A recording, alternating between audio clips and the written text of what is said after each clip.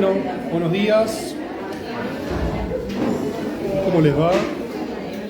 Ya se podría ir grabando.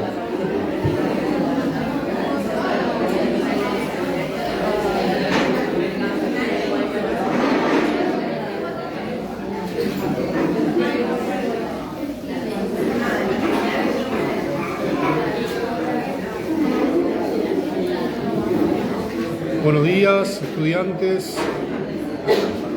¿Cómo les va? ¿Tanto tiempo?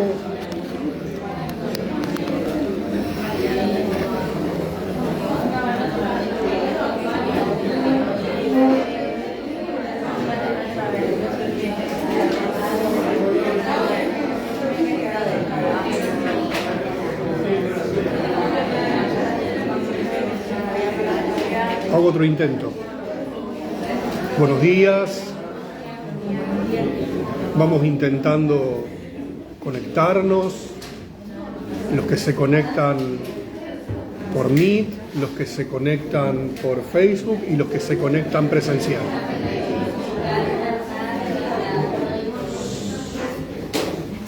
Vamos haciendo silencio. Vamos comenzando con la clase. Por lo que se ve, venimos teniendo un año algo accidentado. Vamos a hacer una rueda de apuestas a cuánto va a estar el dólar blue cuando termine la clase.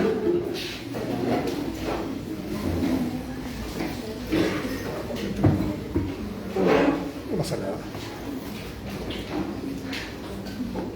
Veo que vamos a tener un año movidito.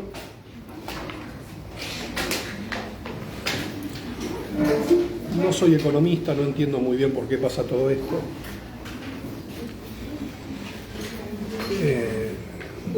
Esta sería la segunda clase. Tendríamos que haber tenido algunas más. Las medidas de fuerza gremiales, bueno, nos vienen presentando un esquema de discontinuidad. ¿Se escucha en el fondo?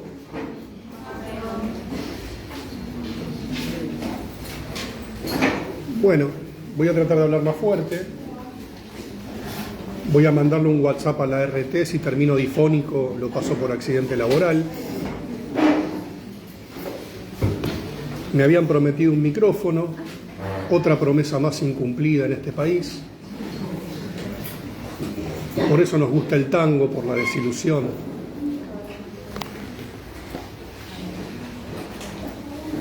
Bueno, ¿han tenido acceso a la programación del año?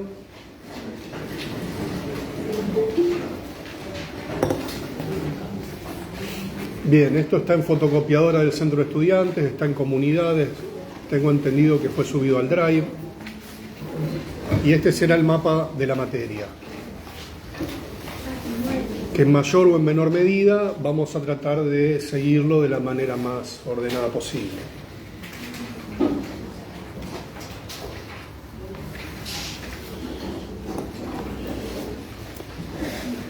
La discontinuidad, bueno, tiene estas consecuencias. Uno no puede seguir como si no hubiese pasado nada. Vamos a tratar de ir enlazando el temario, que es a mi modo de ver lo que debe realizar una clase teórica, exponer las ideas generales de la asignatura.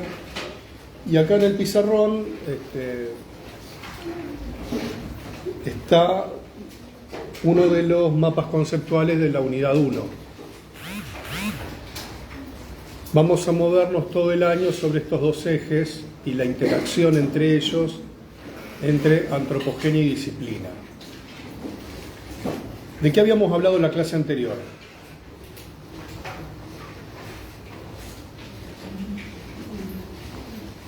De los conceptos de educación. ¿Quién dijo eso? ¿Y qué más? Que había dos acepciones. No me acuerdo el nombre, pero una más formal, disciplina, una más formal y una más a lo largo de la vida, de manera continuada, transmisión de la cultura. ¿Qué más? Y una la podemos entender desde casualidades, digamos, algunas concepciones de casualidades, como el proceso de movilización, y la otra desde los conceptos culturales y ubicada, digamos, más que nada en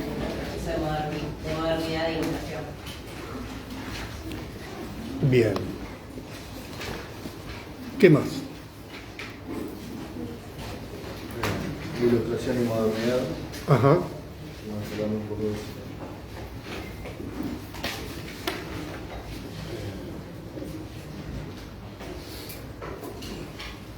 ¿Qué más?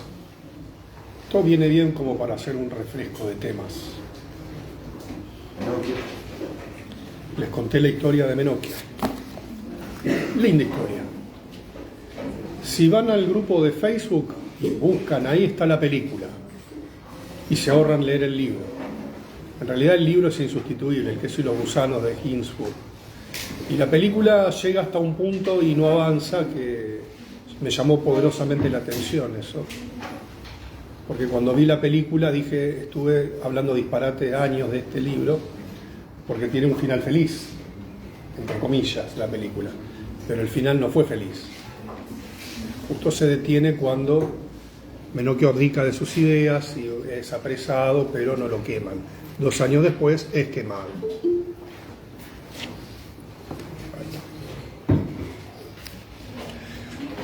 Ahora, bien.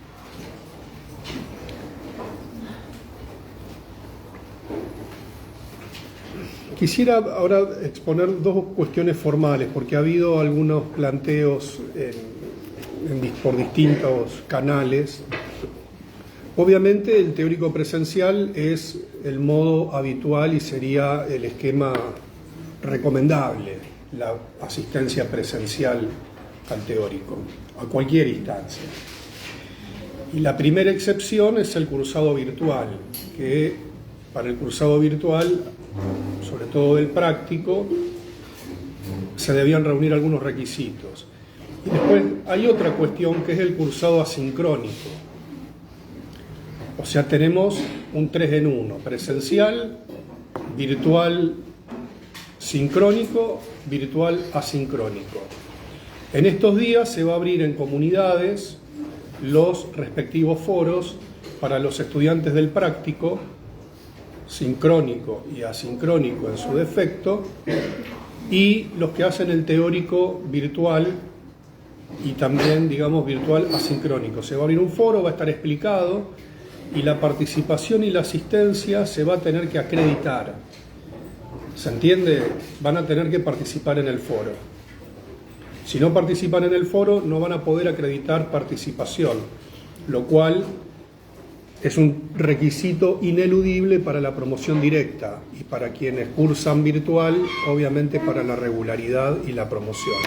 Esto será en el aula 0916.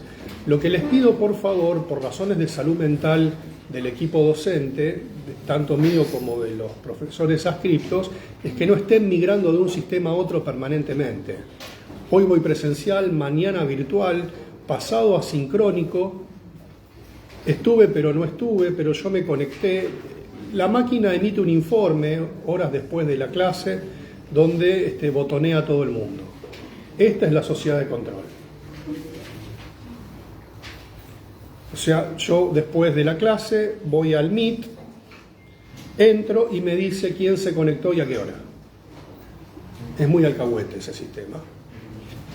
Pero bueno, son los tiempos que nos toca vivir, así como esta sociedad nos da algunas ventajas, también nos monitorea de una manera más rigurosa y nuestro cuerpo se ve captado por dispositivos mucho más agudos en la detección de nosotros mismos. Bien, dicho esto, que en definitiva no hacemos otra cosa que hablar de dispositivos, y este es el punto que a mí me parece más importante, que en esta asignatura podamos construir una red conceptual que nos permita mediar entre el pensamiento y la realidad. Si no, quedamos en un empirismo ingenuo, en una visión cándida de la vida y perdemos profundidad de análisis.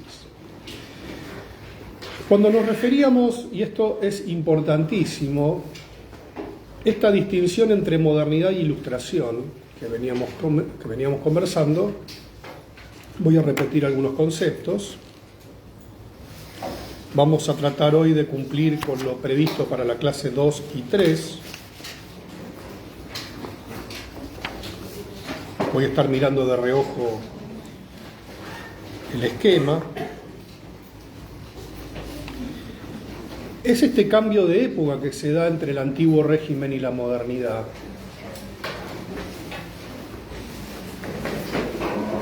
Y cuando hablamos de ilustración estamos hablando de un proceso mucho más arcaico, extenso, con épocas, matices.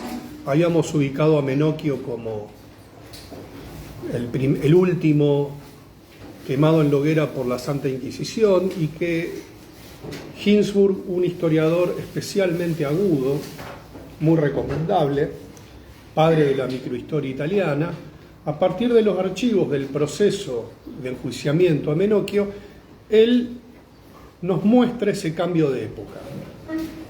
Y ese cambio de época podríamos relacionarlo con un cambio o una transformación radical de los dispositivos que habitamos. Y que estos dispositivos que habitamos se inscriben y son productores, dicho rápidamente, de una nueva mentalidad.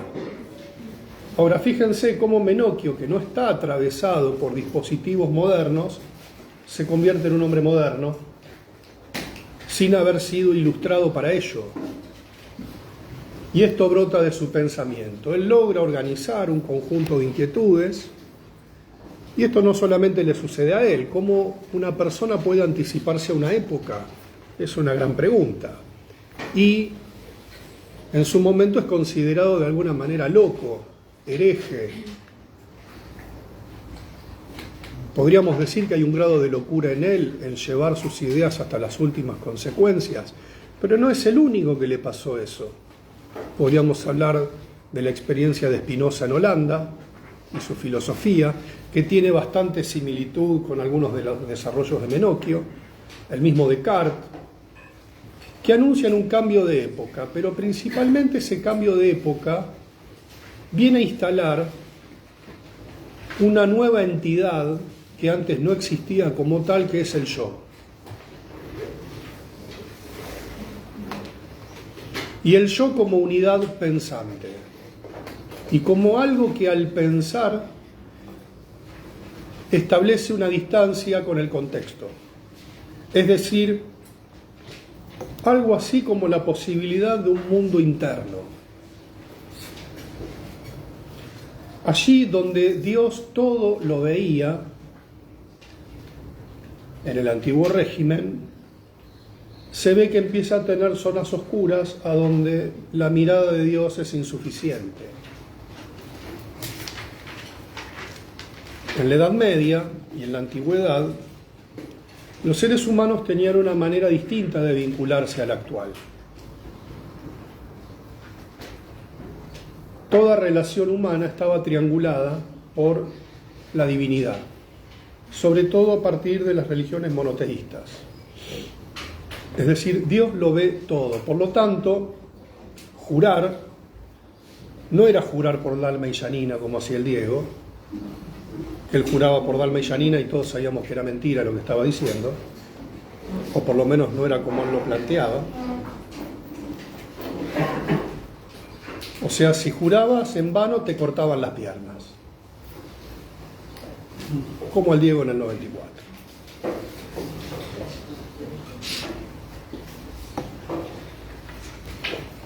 Porque Dios veía todo. ¿Qué implica que empieza el yo a tener estas zonas oscuras y que Dios no ve todo? Que el soberano pasa a ser el individuo. Hay una transformación, hay una mutación. Este cambio de época es impulsado por la ilustración, y es este impulso al conocimiento, y un conocimiento bajo un esquema que después es formalizado como la ciencia, la racionalidad. Esto implica una transformación subjetiva. Un individuo medieval o antiguo transportado a nuestros tiempos le resultaría intolerable e incomprensible los estímulos. Y si nosotros fuéramos trasladados a aquellos tiempos, creería que no soportaríamos el aburrimiento, el trabajo, En aquellos tiempos, previos a la modernidad, las personas para su subsistencia tenían que trabajar muchísimo. No tenían nada prearmado. Es decir, una mujer que tenía que cocinar, no es que iba al supermercado, compraba los productos, prendía el horno, tenía que ir a buscar agua, tenía que conseguir la comida, se trabajaba, todo era muy lento.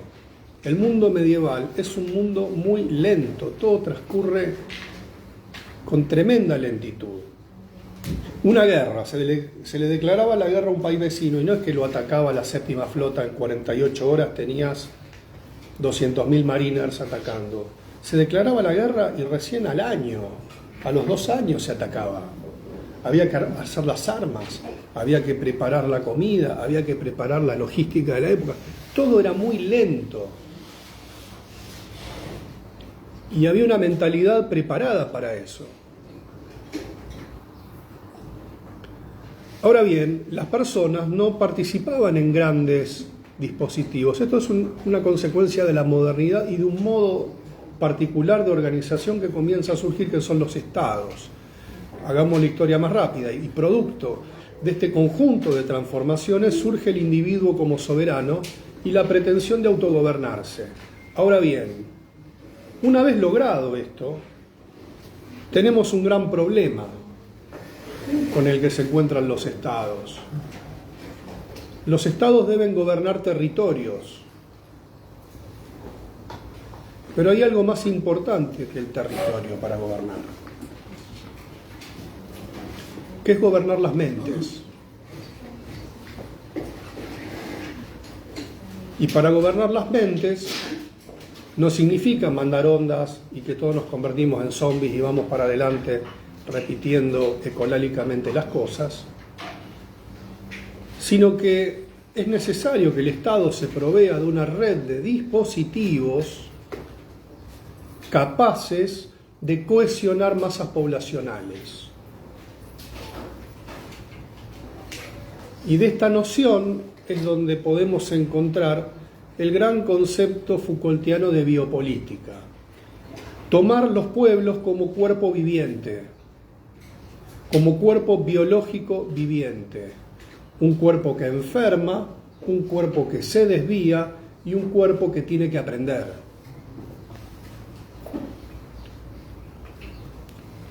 En el clásico cuadro de las Meninas de Velázquez, que Foucault se dedica a analizar como una postal de esta transformación, donde hay un pintor pintando a la familia real, pero se ve el espejo en el que se ve la gente pintando, Foucault encuentra esta emergencia del hombre en cuanto antropos como objeto de la ciencia, que es el ser humano estudiándose a sí mismo, el pintor pintándose a sí mismo, lo humano pintándose a sí mismo, lo humano pensándose a sí mismo. De este modo, estos dispositivos que estamos viendo, podríamos decir, es lo humano haciéndose a sí mismo. Esta institución humana de lo humano, la antropogenia, pero ya en el conjunto o impulsado por dispositivos modernos. ¿Qué quiere decir? Dispositivos, primero, que impactan sobre una masa.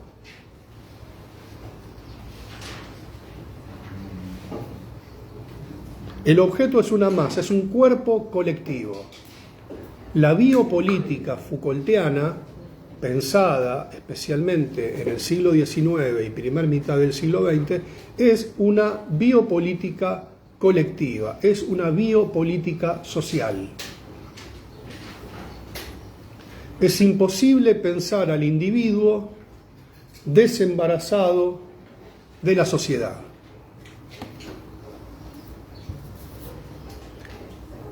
Por lo tanto, el siglo XIX, ante la emergencia de estos grandes dispositivos, recuerden, modelo panóptico, es decir, pocos mirando a muchos, cuerpos encerrados, opera como una red de anillos, donde en las instituciones paroxísticas podemos encontrar esta plasmación: la prisión, el manicomio y la escuela. La industria, el campo de trabajo, etcétera, etcétera. Esta red, Foucault la llamará disciplina. Por lo tanto, la modernidad no es solamente un avance tecnológico. La modernidad es una mutación de dispositivos. Y para que un dispositivo tenga efecto, entendiendo por efecto marca subjetiva en el otro,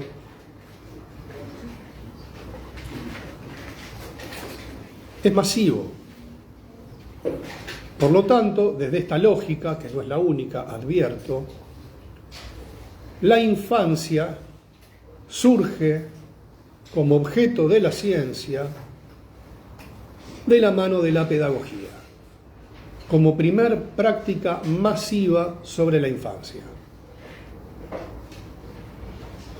De allí podríamos encontrar esta denominación de la profesora Emanuele, que está en Educación, Salud, Discurso Pedagógico, del discurso pedagógico.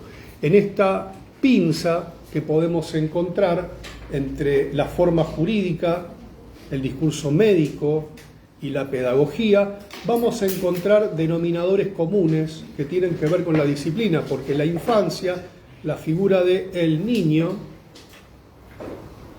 va a tener un estatuto tanto biológico, jurídico, como pedagógico. Biológico en la medida de un cuerpo que puede enfermar y se puede desviar.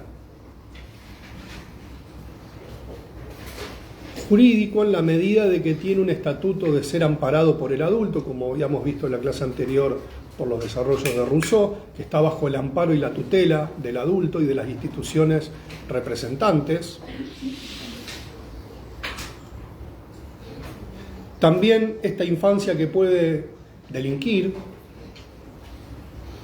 pero principalmente debe formarse, debe formar el intelecto, porque nadie nace sabiendo, y esto se sabe desde que el mundo es mundo.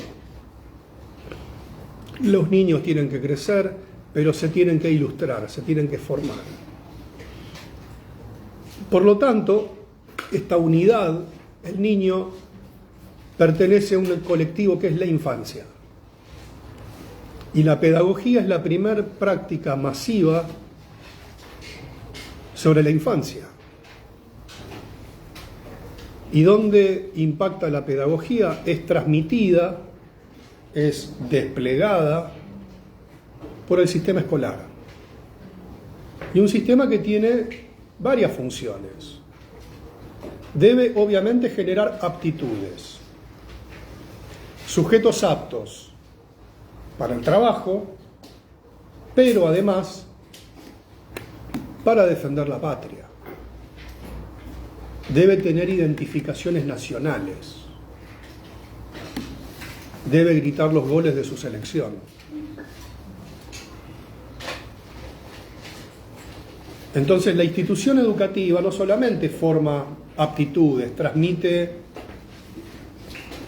distribuye el capital cultural, como le gustaba decir a Bourdieu y a Sara Paín y al profesor Ajeno.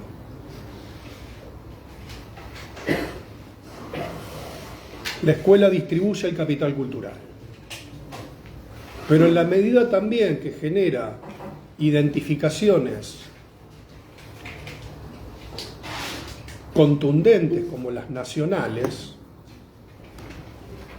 sobre todo el siglo XIX, como decía, es el siglo de los ismos, liberalismo, comunismo, nacionalismo, racismo, todas estas fuertes ideologías que se generan o se gestan o ideales en el siglo XIX, la institución educativa no está al margen de esto. Entonces comienza a emerger lentamente en oposición o en contrasentido a los grandes ideales de la modernidad, un conjunto, digamos, de situaciones que ponen en tensión el ideal moderno, como por ejemplo la idea de quién representa el ser nacional. Todas las personas pueden integrar una nación. Digamos, en el ideal del siglo XIX, una república es una república de normales. ¿Qué pasa con los anormales? ¿Qué pasa con los extranjeros?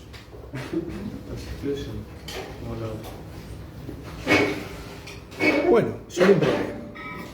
¿Qué pasa con las religiones?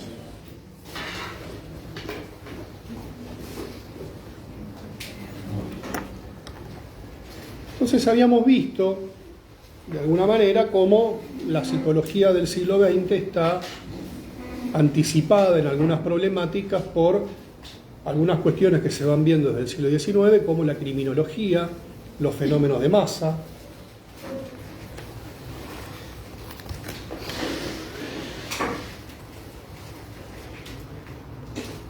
O sea, todo el mundo integra esta masa y no todo el mundo puede hacerlo, se necesitan ciertos prerequisitos. Estas concepciones se ven llevadas al extremo, bueno, en la Alemania nazi, por ejemplo.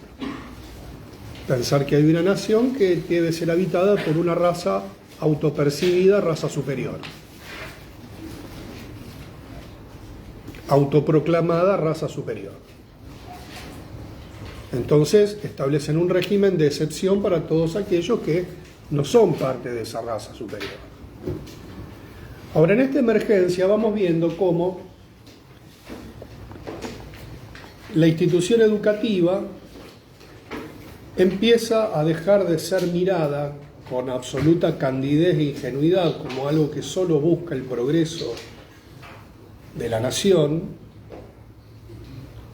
sino que también no solamente distribuye el capital cultural, sino que también produce y reproduce ideología. Y acá entramos en un plano o en un tema sumamente polémico, no resuelto, diría, no se establecen consensos claros, porque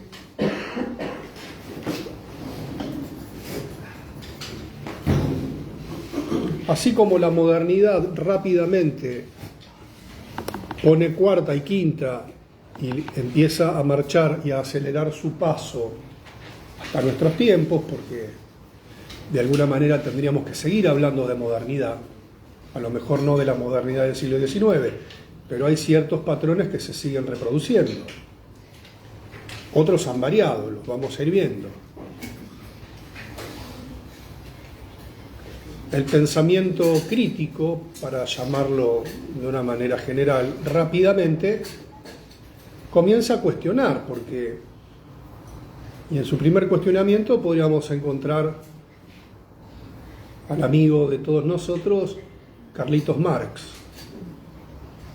Ya tempranamente en el Manifiesto Comunista, si bien hay una etapa donde Marx señala algunas virtudes de la burguesía en la medida de que genera esta transformación, tiene esa célebre frase, ¿no? Una revolución constante en los modos de producción. ¿Conocen la frase? Todo lo sólido se desvanece en el aire, todo lo sagrado es profanado. Bien. Tiene esa frase tan fuerte, donde marca una crisis del sistema moderno, y yo lo resumiría de la siguiente manera, para hacer un resumen en pocas palabras, probablemente de la tesis central de Marx, es que en la medida que el progreso avanza, lejos de ir o perseguir o este avance en búsqueda de un fin emancipatorio y liberador, la modernidad, la burguesía, podríamos decirlo así, no hace más que encaminarse pasivamente o inconscientemente hacia modos de alienación cada vez más poderosos. Es decir, hay una trampa en el progreso. En la medida de que se emancipan o creen emanciparse o liberarse las masas, en el sentido de que son llevadas adelante por el proceso productivo, lejos de liberarse, son atrapadas por modos inéditos de alienación. No sean giles, gritaba Marx, que no te liberás un carajo.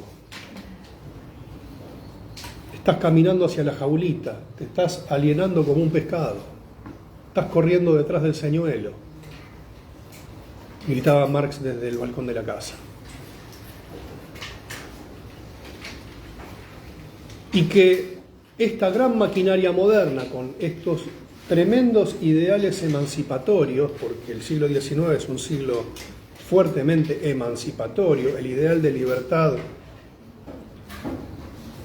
es muy potente, lo que pasa que es liberarse de lo anterior, del antiguo régimen, de un sistema, dicho rápidamente, oscurantista, pero esta luz parecería que viene de frente, nos encandila, y los seres humanos construimos otro modo de sujetación, y esto, bueno, Marx es determinante. Ahora, hay un tema con respecto a la ideología, porque algunos años después, un señor llamado Luis Althusser, en un texto Ideología y aparatos ideológicos del Estado, texto de 1970, año donde las papas quemaban, la revolución estaba a la vuelta de la esquina, a 2 años del Mayo francés, a algunos años de la revolución cubana, a algunos años de Yugoslavia, etcétera, etcétera, y en plena partición del Partido Comunista Francés, este detalle para mí no es menor. Es un dato que no le aporta nada a nadie, pero para mí no es menor. El texto de Althusser se da en un momento de partición del PC francés, Partido Comunista Francés. Partido Comunista muy fuerte, por su volumen político y por los intelectuales que integraban el PC francés. Se parte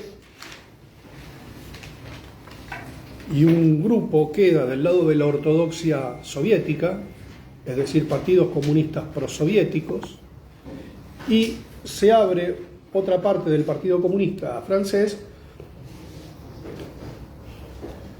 digamos, esto lo digo yo, no lo dicen ellos o no lo decían ellos, como una suerte de retorno a Marx y dejar la ortodoxia soviética, porque era un partido fuertemente sovietizante, a partir de que la Unión Soviética da a conocer los crímenes de Stalin. Los reconoce. O sea, la Ucrania de los años 30, el Gulag, se publica, Yamenitsyn publica el archipiélago Gulag, no recuerdo bien la fecha de esa publicación, pero es por aquellos años. Hay un conocimiento de que la Unión Soviética, más allá de haber tenido una actitud destacada en la Segunda Guerra Mundial y en la derrota de Hitler, por momentos tenía un sistema algo similar, que es el campo de concentración, el Lager. Yamenitsyn escribe, son miles de páginas de descripción de lo que fue el Gulag soviético, los transfer, bueno, como una especie de estado paralelo de terror. Khrushchev lo conoce porque formó parte y los reconoce. Entonces, una parte del Partido Comunista Francés queda del lado soviético. Es decir, algunos lo reconocen a medias como una necesidad, otros directamente lo niegan, y otra parte del partido lo reconoce realmente, los acusan de haberse aburguesado, bueno, las chicanas de época. son bastante frecuentes, pero bueno, hay una parte del Partido Comunista francés que no suscribe, y al no suscribir se da una producción. Yo creo que obras como por ejemplo la de Castoriadis, la de Foucault, todo lo que sería el postmarxismo francés tiene que ver con esta revisión de la teoría, de cómo una teoría que se presentaba y un sistema que se presentaba como emancipador pudo haber sido más horroroso de lo que decía combatir. Todos los franceses y la culpa tienen un tema importante, pero bueno, eso lo dejamos para otro momento. Entonces, en este contexto, Althusser escribe Ideología y aparatos ideológicos del Estado, en un momento donde las papas quemaban. Althusser queda del lado de la ortodoxia, pero una ortodoxia rara, porque en el mismo texto hay una lectura sumamente estructuralista de Freud y Lacan, donde los desarrollos de Lévi-Strauss y el estructuralismo francés está en apogeo. Althusser era algo así como, más que un freudomarxista, era un lacano-marxista. O sea, se dan estos cruces algo extraños, y él escribe el texto Ideología, aparato ideológico del Estado, donde, a mi modo de ver, realza ciertas tesis gramscianas. Gramsci es el primer crítico serio del marxismo soviético. Porque, disculpen que haga este paréntesis, a lo mejor esto no les importa un pomo, pero para mí es importante saber de dónde vienen las discusiones. Si no, decimos cosas que no sabemos de dónde viene. Parece que esto fue la semana pasada y fue dicho hace 60 años, en otras condiciones, en otro momento histórico, con otras urgencias. Pero como las frases suenan lindas, te las repetimos. Esa célebre frase de Gramsci es muy conocida, ahora la ponen por todos lados, gracias a las redes sociales. Lo viejo ha muerto, lo nuevo no termina de nacer, y en el claroscuro surgen los monstruos. Frase para aplaudirlo de pie al Tony Gramsci. Ahora, Gramsci muere en el 27, si no recuerdo mal. O sea, no llega ni a la Segunda Guerra Mundial. Estamos hablando de un autor italiano, con lo que implica ser italiano, prácticamente del siglo XIX, que muere por las consecuencias de la prisión a manos del fascismo. El fascismo italiano lo mete en cana, y el fascismo italiano fue el promotor de la modernización de Italia. Antes del fascismo, Italia era una nación, digamos, un tanto desordenada, un conjunto de naciones. Mussolini la reunifica. No soy experto en historia italiana, puedo pisar el charco en cualquier momento, si ya no lo pisé, sepan disculpar. Y Gramsci escribe en el contexto de la Primera Guerra Mundial, de los años posteriores. Él es el primer diputado, si no me equivoco, comunista por el Partido Comunista Italiano. Y Gramsci hace la primera gran observación, dice: el modelo soviético no es transferible como modelo global, porque la ortodoxia marxista decía que la revolución, dicho rápidamente, debe reproducir los pasos de la revolución rusa en todos lados. Y Gramsci dice: no, eso es imposible. En Italia, dijo, me lo imagino musculosa, sentado hablando a los gritos en la vereda de la casa, peleándose con la mamá, diciendo: esto acá en Italia es imposible. Esto en Italia es imposible, porque los rusos son caucásicos, son tipos rudos. O sea, los italianos, esto es imposible. Aparte era de Cerdeña, una isla. Decía: esto es imposible, decía Gramsci. ¿Por qué? Porque hay algo que se impone, que es la cultura.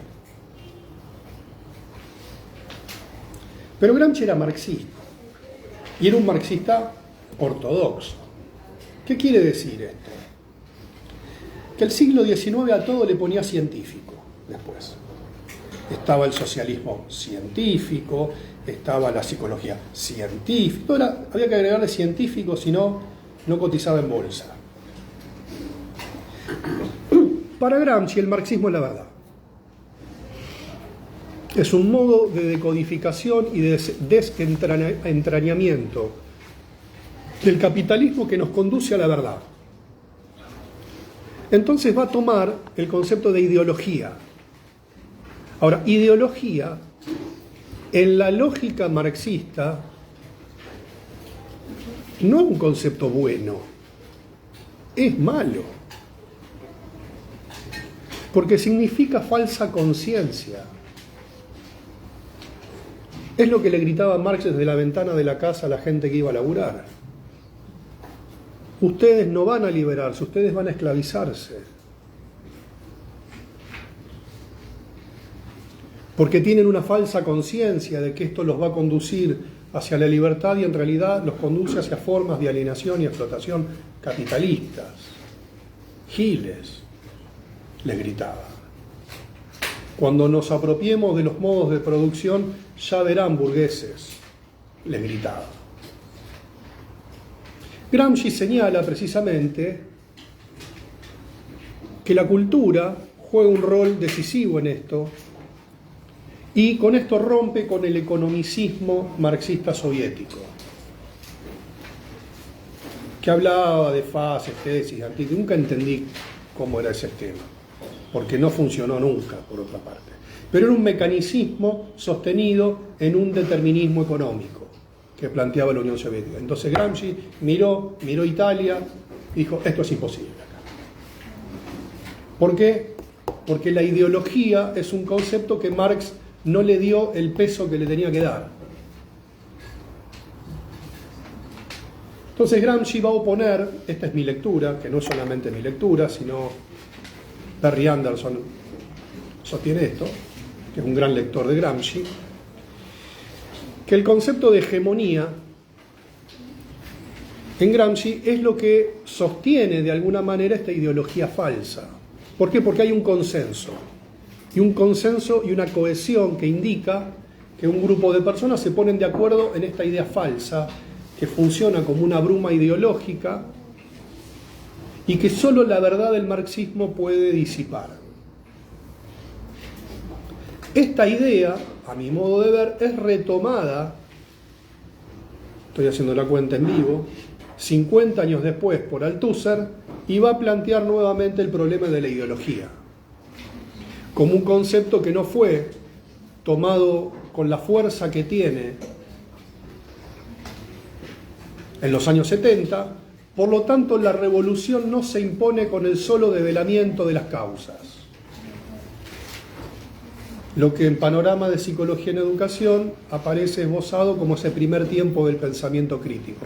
Si uno devela y le grita Giles, se están alienando, la gente dice, es verdad, nos están alienando, vamos para el otro lado. No es así de rápido. ¿Por qué? Porque hay una tenacidad de la ideología en la mente de las personas que les hace descreer de la verdad.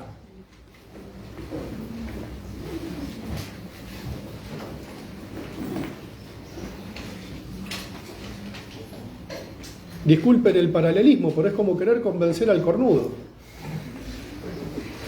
No, te dice, te es infiel. No, te dice. Ella me lo hace porque me quiere. Y uno se queda así mirando con cara de, bueno, no es por acá la cosa.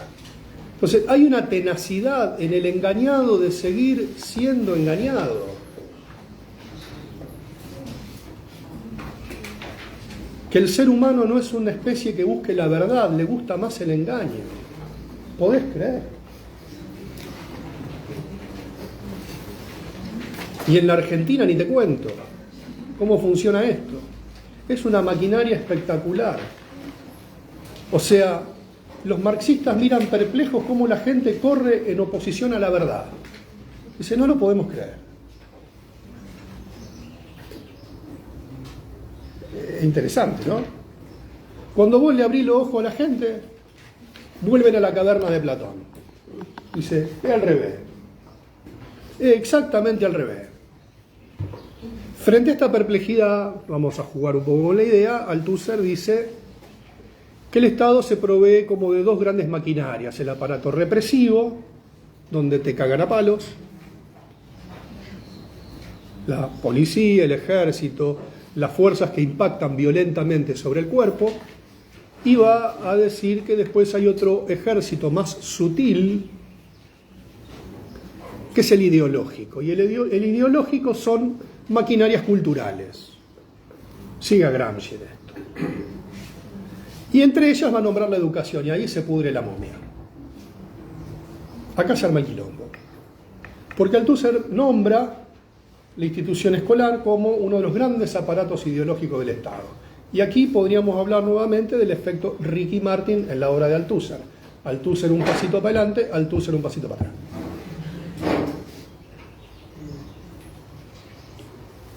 ¿Qué va a pasar el día que la canción María quede en el olvido? Este chiste no lo comprenderá más nadie.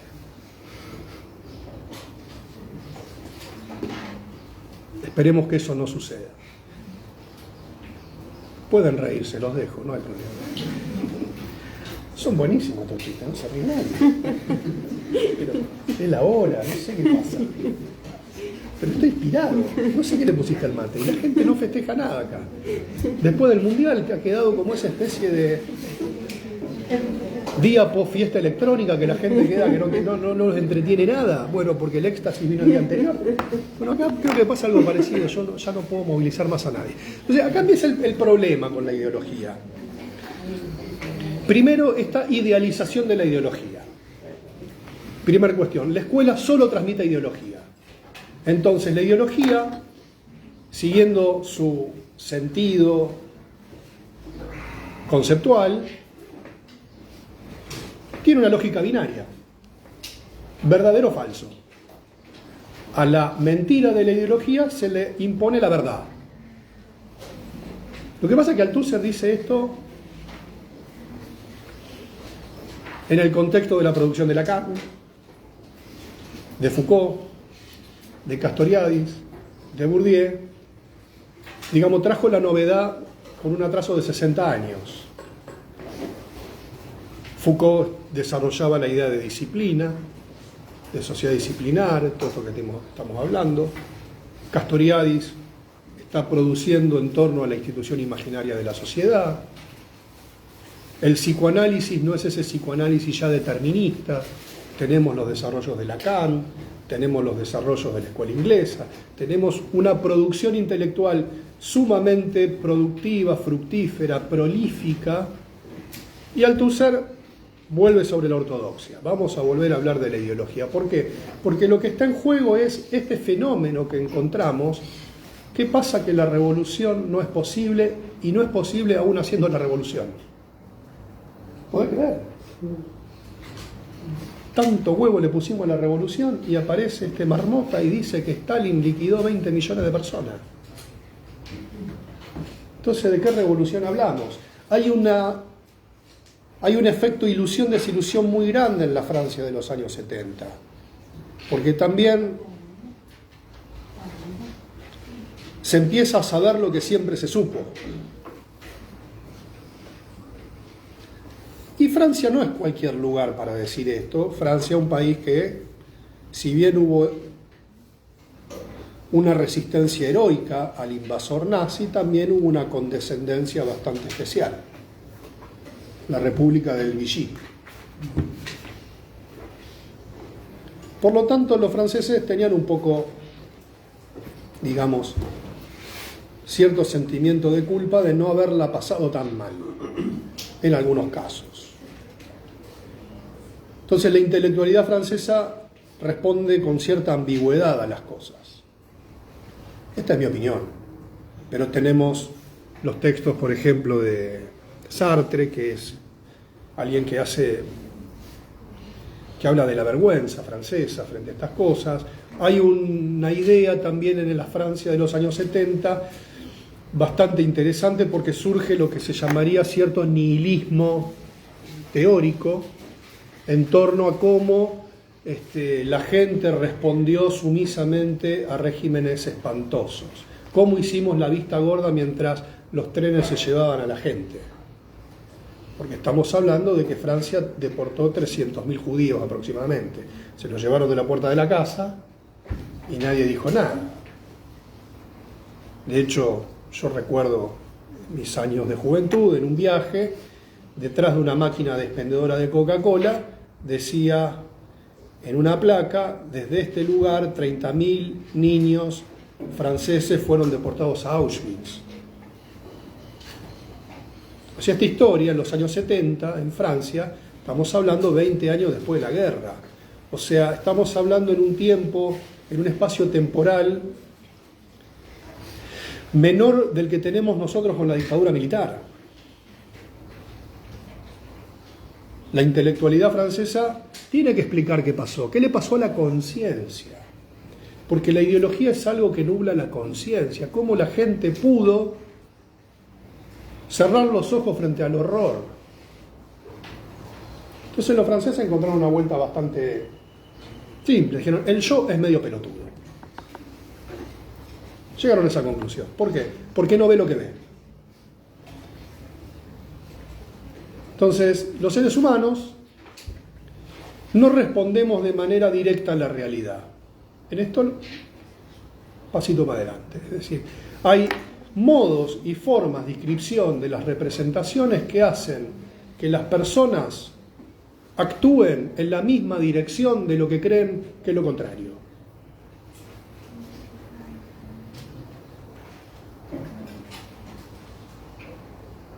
Como que los discursos sociales forman conciencias de modo tal que la realidad les pasa inadvertida, que la verdad les pasa inadvertida. Vamos a diferenciar verdad de realidad. Si tomaran conciencia por un segundo de lo que está pasando, verían con horror cómo están implicados en procesos moralmente reprochables. Sin embargo, esta denegación de las cosas tiene un contexto social. Entonces aparecen estas nociones en la Francia de los años 70, como dije de una manera un poco grosera, que el yo es medio pelotudo, no se da cuenta, se hace el distraído. ¿Por qué? Porque queda tomado por discursos que no le son propios. En esta idea va el concepto de ideología. Nubla al yo. Coloniza al yo. Y dice Althusser, la educación hace esto. ¿Por qué? Porque lleva a los individuos a reproducir los modos de producción capitalista. Esta frase la dice cada 4 renglones en ideología y aparato ideológico del Estado.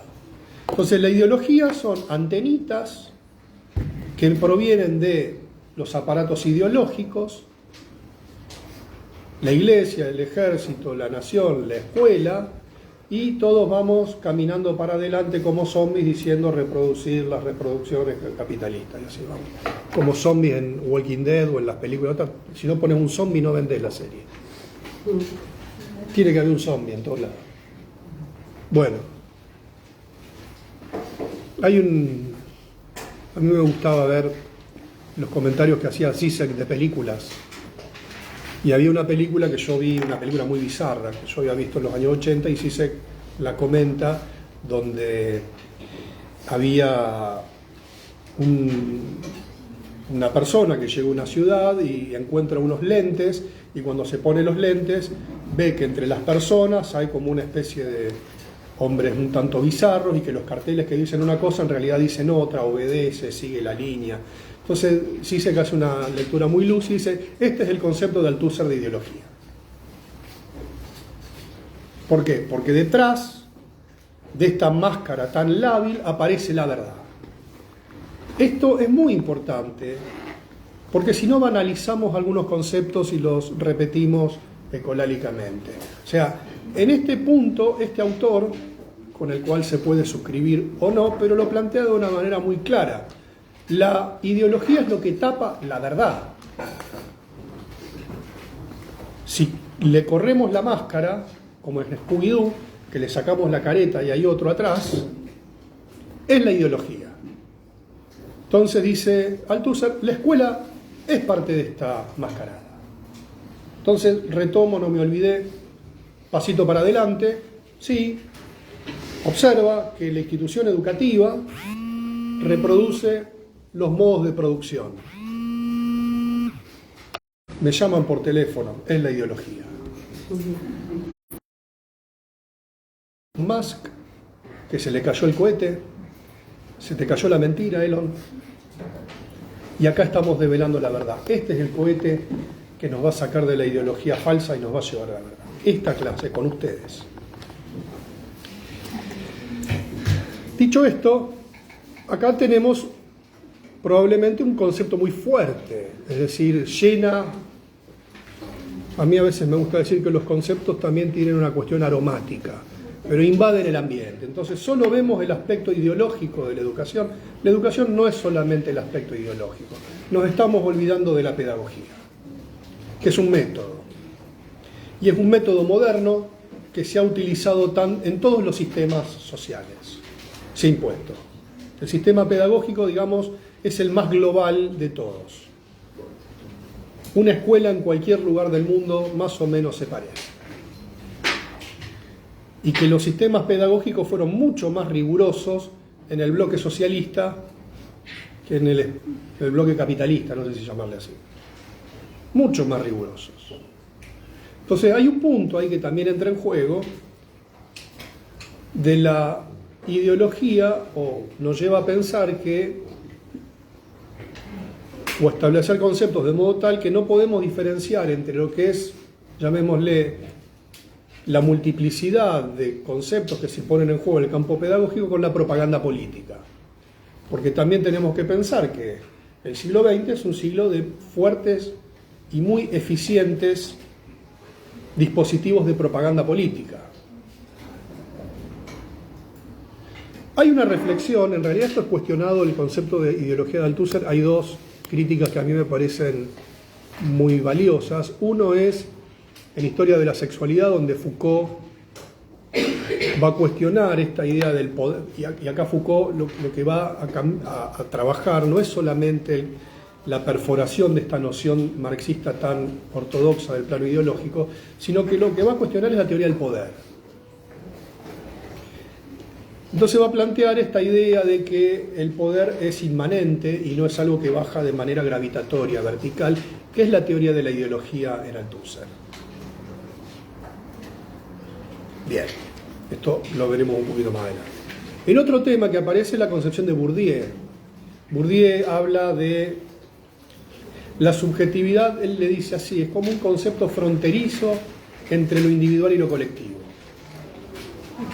Y él dice que solamente podemos hablar de un aparato ideológico del Estado en el sistema educativo si estamos bajo un régimen totalitario. En ese caso podemos hablar de un aparato ideológico del Estado, porque el sistema educativo, y esto estamos hablando en Francia, deberíamos ver qué pasó en la Argentina, como algo también distinto al resto de Latinoamérica, si realmente reproduce este patrón. Para eso deberíamos indagar un poco la historia de la educación en nuestro país. O sea, nuestro país, y acá vamos a ponernos un poco más localistas, tiene una fecha de inicio de todo esto, que es la sanción de la ley 1420. Nunca me acuerdo si es 1882 o 1884. Tengo una confusión con eso por un tema que no viene al caso.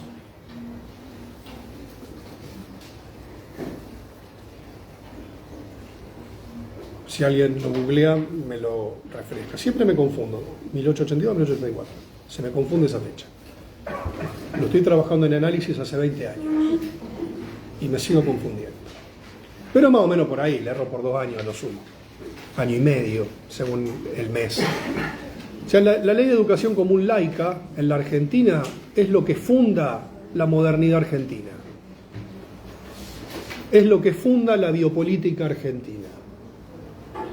Y viene de la mano de la concepción higienista y de un tramo de la historia que va más o menos desde 1880, la célebre generación del 80, hasta los años 20 del siglo siguiente, donde se sancionan otro paquete de leyes, como la ley de patronato de menores, que le da, como había dicho en la clase anterior, a los niños expósitos, nada que ver con la ley expósito, sino con los chicos huérfanos, un amparo del Estado, que después devino en prácticas sumamente cruentas, pero en aquel momento fue una ley de avanzada, porque los niños expósitos quedaban en manos de las iglesias, y de la caridad. Y acá es el Estado, funda el lugar del huérfano, lo que se llamó el Consejo Nacional del Menor, que después fue una atrocidad lo que pasó ahí, o permitió muchas atrocidades. Y la otra es la Ley de Educación Superior. También es producto del higienismo argentino.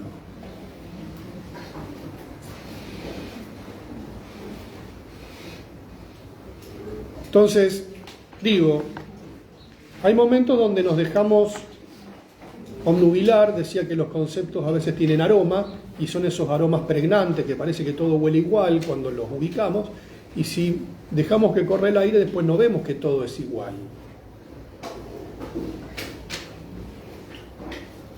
Hasta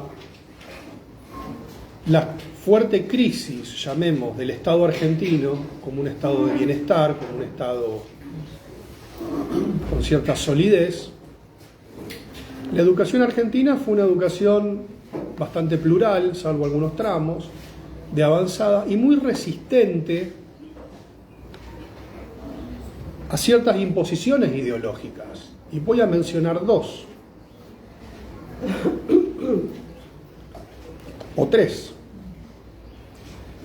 La educación argentina presentó una fuerte resistencia a la solicitud de afiliaciones masivas durante el segundo gobierno de Perón. No lo estoy diciendo yo, lo dice Adriana Puigros, que no la podemos acusar de seguir a Milei, por ejemplo, ni de gorila. Pero Adriana Puigros señala esta cuestión.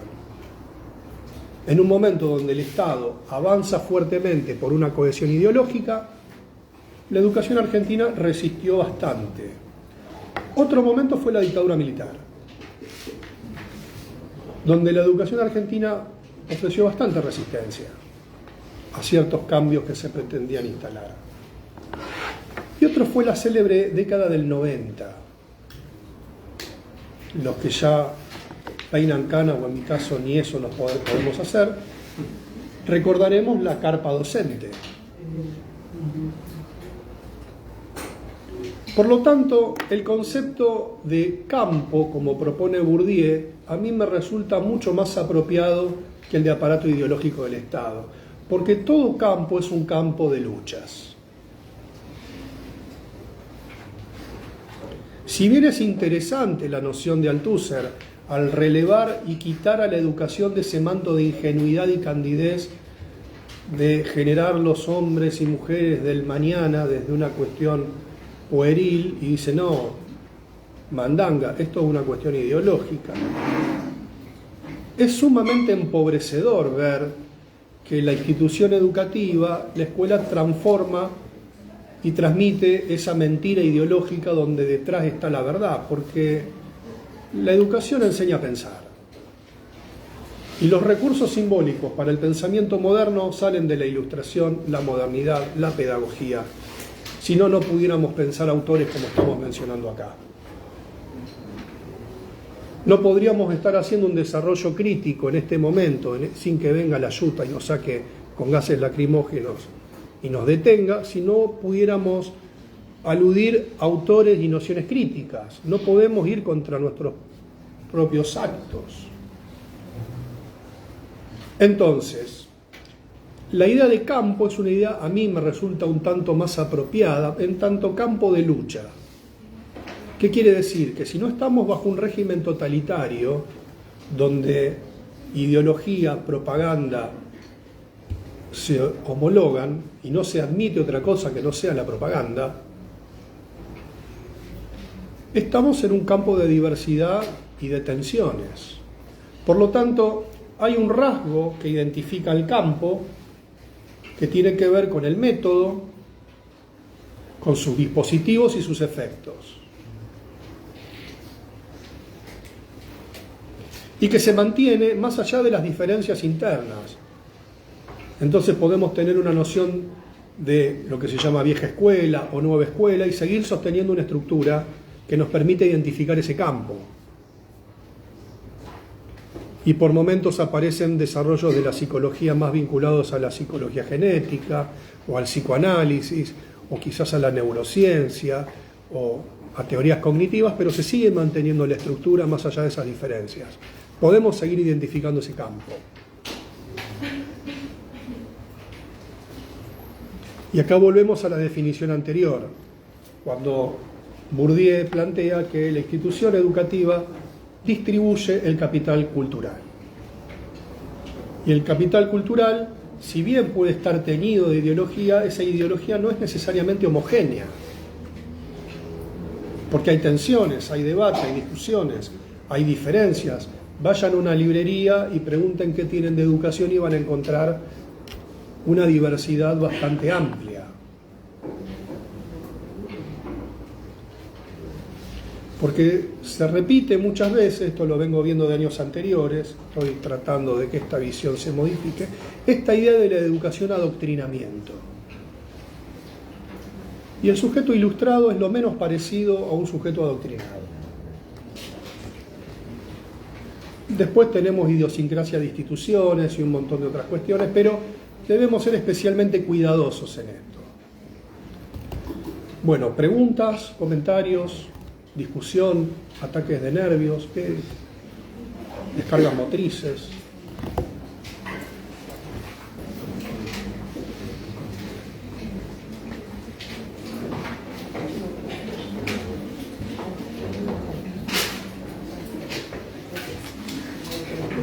¿Es claro, no es claro?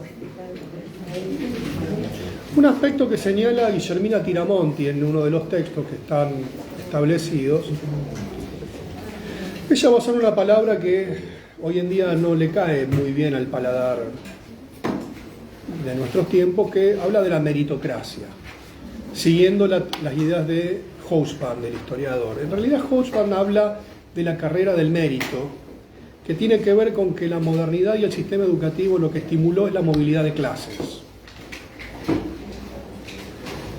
que no siempre se ha cumplido por distintas razones, pero también es lo que le ha permitido, y en la Argentina hay una muestra cabal de esto, y es uno de los méritos indiscutibles de la educación pública, que el hijo de un trabajador acceda a la universidad, cuestión que en otros países es más difícil,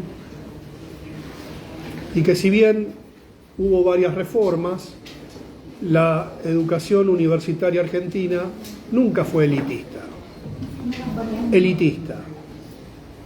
Tuvo en un periodo arancel, pero no era un arancel prohibitivo.